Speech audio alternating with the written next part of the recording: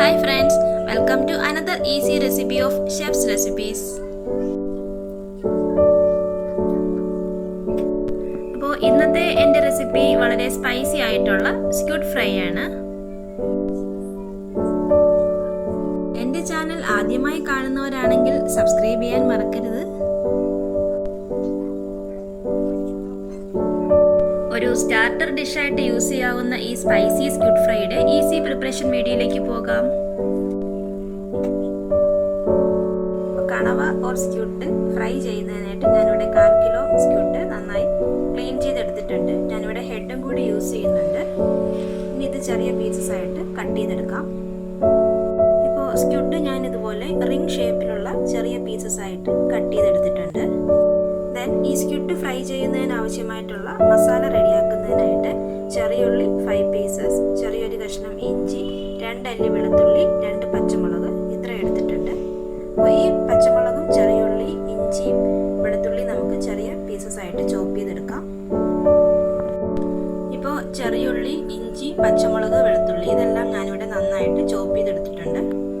ഈ ചോപ്പ് ചെയ്ത ഉള്ളി പച്ചമുളക് മിക്സ് നമ്മൾ കട്ട് ചെയ്ത് വെച്ചിരിക്കുന്ന സ്ക്വിഡ് പീസസിലേക്ക് ആഡ് ചെയ്ത് കൊടുക്കാം. നന്നായിട്ട് മിക്സ് ചെയ്തെടുക്കാം. നെക്സ്റ്റ് ഇതിലേക്ക് മസാലപ്പൊടികൾ ആഡ് ചെയ്യാം. ആദ്യം 1 ടീസ്പൂൺ മഞ്ഞൾപ്പൊടി, 2 ടീസ്പൂൺ മുളക് പൊടി, ദെൻ മല്ലിപ്പൊടി 1 ടീസ്പൂൺ,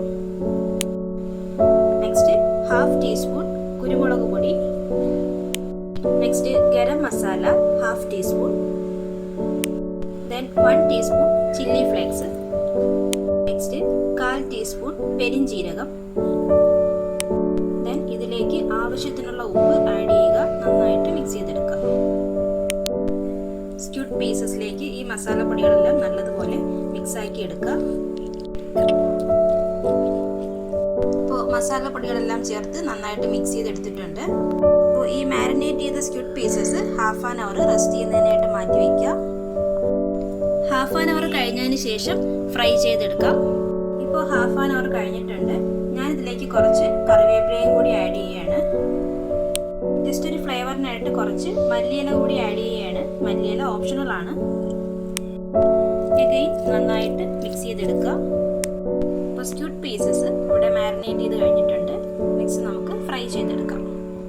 സ്ക്വിഡ് പീസസ് ഫ്രൈ ചെയ്തെടുക്കുകയാണ്. 2 സൈഡും നന്നായിട്ട് ഫ്രൈ ചെയ്തെടുക്കുക. സ്ക്വിഡ് ഇവിടെ ഓൾമോസ്റ്റ് ഫ്രൈ ആയിട്ടുണ്ട്. ഫ്രൈ ചെയ്ത സ്ക്വിഡ് പീസസ് നമുക്കൊരു സെർവിങ് ബൗളിലേക്ക് മാറ്റാം. അപ്പോൾ നല്ല സ്പൈസി ആയിട്ടുള്ള സ്ക്വിഡ് ഫ്രൈ ഇവിടെ റെഡി ആയിരിക്കുകയാണ്. കുറച്ച് ഓണിയൻ, ടൊമാറ്റോ, കുക്കുംബർ, ക്യാരറ്റ് ഈ വെജിറ്റബിൾസ് ഒക്കെ യൂസ് ചെയ്ത് ഞാൻ ജസ്റ്റ് ഒന്ന് ഗാർണിഷ് ചെയ്തെടുത്തിട്ടുണ്ട്. നല്ല ടേസ്റ്റി ആൻഡ് സ്പൈസി ആയിട്ടുള്ള സ്ക്വിഡ് ഫ്രൈ എല്ലാവരും ട്രൈ ചെയ്ത് നോക്കുക. സ്ക്വിഡ് ഫ്രൈയുടെ റെസിപ്പി ഇഷ്ടമായിട്ടുണ്ടെങ്കിൽ ഈ video like, share and support.